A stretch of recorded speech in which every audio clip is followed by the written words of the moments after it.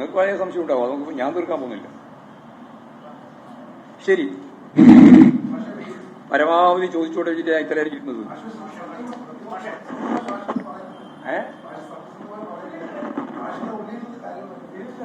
അത് ഏതോ ഒരു പത്രം പറഞ്ഞിട്ടുണ്ട്, ഗോവിന്ദമാഷ ശക്തിയായ പ്രതിഷേധമാണ് രേഖപ്പെടുത്തിക്കൊണ്ടിരിക്കുന്നത്.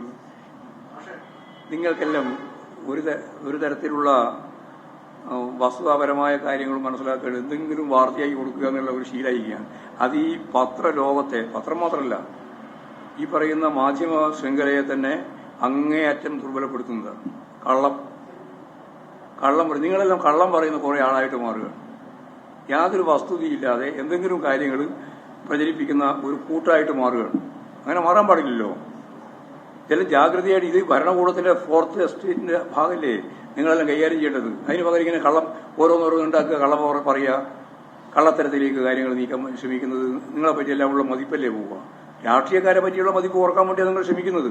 പക്ഷെ അത് അതിന്റെ ആത്യന്തികമായ ഫലം എന്തായിരിക്കുക വെച്ചാൽ ഈ മാധ്യമങ്ങൾ തന്നെ വിശ്വാസത്തെ ചോർന്നു പോകുമല്ലേ ചെയ്യുക. വെറും കളവ് പറഞ്ഞ് പ്രചരണം നടത്തിയായിരിക്കും. എന്താ പറയുന്നത്?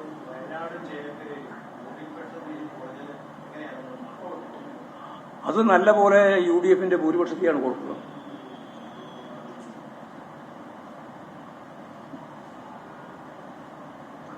UDF അവിടെ ജയിക്കാൻ സാധ്യതയുണ്ടെന്നാണല്ലോ നമ്മൾ കണക്കാക്കുന്നത്. ഞങ്ങൾ നല്ല രീതിയിൽ അവിടെ പോൾ ചെയ്തിട്ടുണ്ട്. അതുകൊണ്ടാണ് KC വേണുഗോപാലൻ പറഞ്ഞത് അവിടെ ബൂത്ത് അടിസ്ഥാനത്തിലുള്ള പരിശോധന ഞങ്ങൾ നടത്തും. ബൂത്ത് ഏജന്റുമാരെയും എല്ലാം വിളിച്ചു ചേർത്ത് പരിശോധിക്കുന്നു ഇപ്പോൾ അവർ പറഞ്ഞിട്ടുണ്ട്. പരിശോധിക്കട്ടെ, എന്തുകൊണ്ടാണ് ഈ ഒരു സ്ഥിതി ഉണ്ടാവാതിരുന്നത് എന്ന് പറഞ്ഞാൽ അവർ 5 ലക്ഷത്തിലധികം വോട്ടിന്റെ ഭൂരിപക്ഷം ലഭിക്കുന്നതാണ് അവർ പറഞ്ഞിരുന്നത്. ഇപ്പൊ നിങ്ങളാരും അതിനെപ്പറ്റി മിണ്ടുന്നില്ല. 5 ലക്ഷത്തിലധികം വോട്ടിന്റെ ഭൂരിപക്ഷത്തിന് കഴിഞ്ഞ പ്രാവശ്യം രാഹുൽ ഗാന്ധിക്ക് കിട്ടിയതിനേക്കാൾ വലിയ ഭൂരിപക്ഷത്തിന് ജയിക്കും എന്ന് പറഞ്ഞവർക്ക് ആ വോട്ടനെ കിട്ടുന്നില്ല. എത്രയാണോ ഭൂരിപക്ഷം കിട്ടുമെന്ന് പറഞ്ഞത് ആ വോട്ടനെ അവർക്ക് ലഭിക്കുന്നില്ല. അതാണ് ഇപ്പം ചിത്രം. ആത്മഹത്യ കിട്ടും, നേരത്തെ പറഞ്ഞ അവസാനം. അതിൽ അന്തരീക്ഷത്തിൽ കൊടുക്കും കുറച്ചും കൂടി ദിവസം. അത് എങ്ങനെ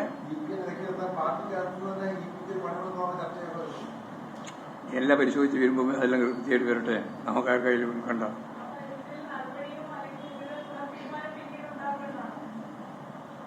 നിങ്ങൾക്ക് എന്ത് റിപ്പോർട്ടാണ് കൊടുക്കണം ചെയ്ത് കൊടുത്തോ.